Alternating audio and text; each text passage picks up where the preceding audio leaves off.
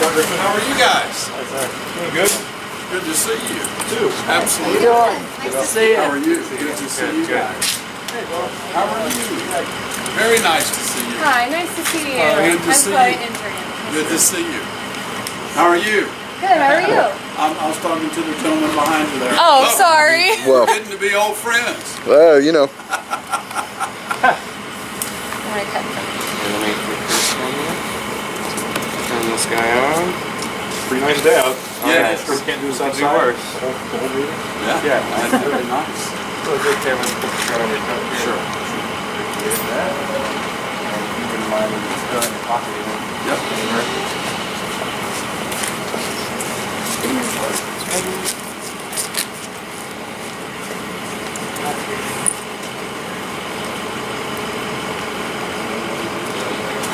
What's up, Mike? Sure, go ahead. Dan, you want to take the lead? Sure thing. Hang on a second. I don't know.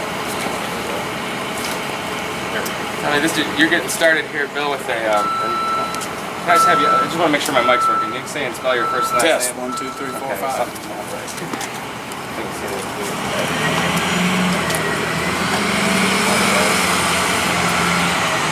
Oh, we're all set. No, that's all we had to do. Simple I fix. can hear you now. Okay, thanks. Where do you want me to look? Oh, right here is good, between All right. the cameras. So you're starting out on a week-long kind of venture around your district here. Just tell me what the plan is and who you're getting out to talk to. The emphasis is on job creation. That's pretty much the thrust of all that we do. I mean, if you talk to the people up and down the Ohio River, they'll tell you, unemployment is still well above the national average in many places.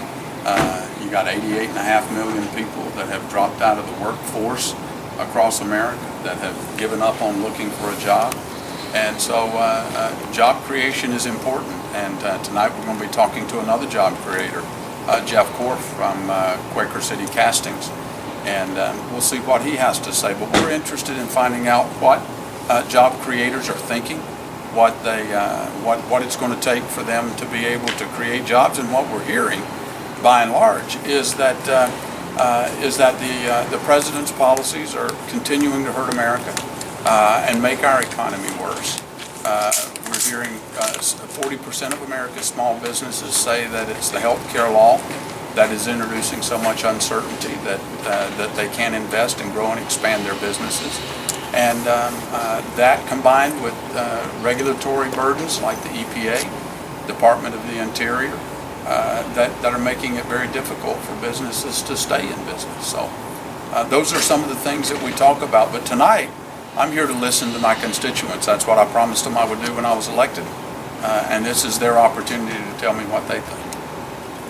You talked about the EPA. A lot of people argue that the EPA is here to help us, that they're here to protect us. So how could they possibly cause problems when it comes to job creation? Well, I am not a no regulation person. I think when it comes to regulations where public health, public safety, national security is concerned, we need common sense regulations, but we don't need regulatory agencies like the EPA and the Department of the Interior being the Department of No. And in this case, what we have here is that the administration talks about wanting to create jobs at the same time that the activist EPA is going around shutting down jobs. The example is the manganese ferroalloy plants down along the river. We have 2 of them left in America. One of them in Marietta, Ohio, the other in Letart, West Virginia. Manganese ferroalloy is a required raw ingredient, raw material in steel manufacturing.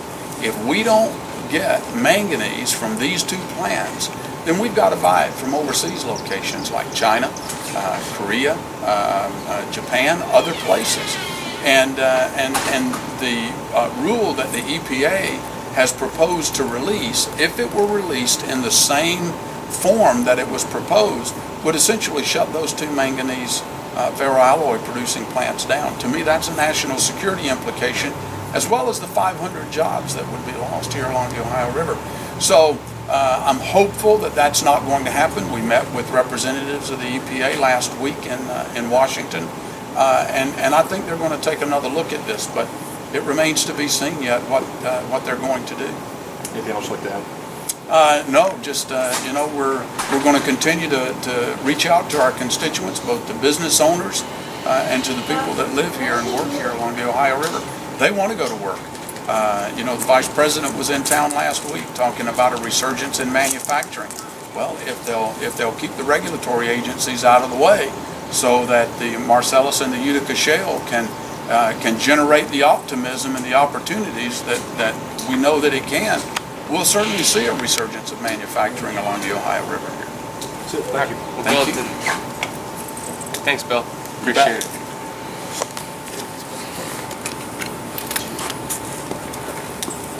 Thank you very much. You bet. All right. Thank you. What happened? Okay. Good seeing you. Hey. How's it going? Long time no see. How's it going?